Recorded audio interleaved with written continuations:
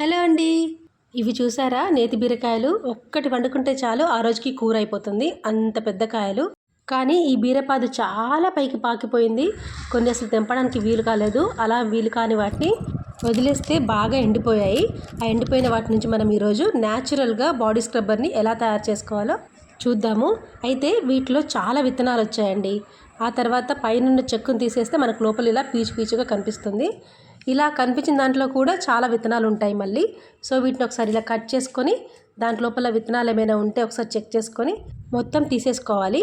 అయితే ఈ సీడ్స్ అన్నిటిని సాఫ్ అని ఒక ఫంజిసైడల్ దొరుకుతుంది కదా, దాంట్లో కలిపెట్టి ఉంచితే మనం ఎప్పుడు నాటుకున్నా మంచిగా మొక్కలు వచ్చేస్తాయి. విత్తనాలు పాడవకుండా ఉంటాయి.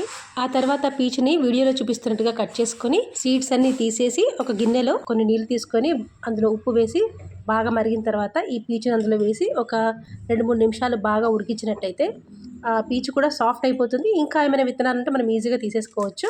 ఇలా చేస్తే యూస్ చేసుకోవడానికి వీలుగా చాలా మెత్తగా ఈ స్క్రబ్బర్ తయారవుతుంది.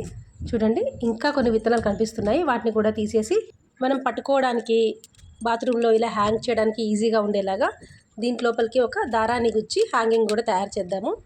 ఇలా మీకు దొరికితే కనుక ప్లాస్టిక్ స్క్రబ్బర్స్ని అవాయిడ్ చేసి కొద్దిసేపు కష్టపడితే చాలు న్యాచురల్గా ఇంట్లోనే బాడీ స్క్రబ్బర్స్ తయారు చేసుకోవచ్చు. ఇది మనకు నేచర్ ఇచ్చిన ఒక మంచి గిఫ్ట్ అన్నమాట. సో దీన్ని అస్సలు వేస్ట్ చేయొద్దు. మీకు వీలైతే కనుక తప్పకుండా ఇలా తయారు చేసుకోండి. ఇలా నేను మధ్యలో కత్తెరతోనే ఒక చిన్న హోల్ చేసేసి ఏదైనా ఒక దారంని గుచ్చేస్తే బాత్రూంలో హ్యాంగ్ చేసుకోవడానికి చాలా అనువుగా ఉంటుంది. సో ఇలా తప్పకుండా మీరు కూడా తయారు చేసుకోండి. ఈ వీడియో మీకు నచ్చినట్టయితే తప్పకుండా లైక్ చేయండి, మీ ఫ్రెండ్స్ అందరికీ షేర్ చేయండి, సబ్స్క్రైబ్ తప్పకుండా చేసుకోండి. చూడండి ఎంత బాగున్నాయి చూడటానికి. 2 ఈ స్క్రబ్బర్స్ అయిపోయాక మళ్ళీ నెక్స్ట్ వాటిని కూడా అలాగే వేడి చేసి తయారు చేసుకుందాము. వీటినైతే ఇప్పుడు ఇలా స్క్రబ్ చేసుకుంటే కూడా సాఫ్ట్గా బాగుంది. అయితే అందరికీ మొక్కలు పెట్టే ప్లేస్ ఉండదు కదా, వాళ్ళ కోసం ఆన్లైన్లో మనకు ఈజీగా దొరుకుతున్నాయి.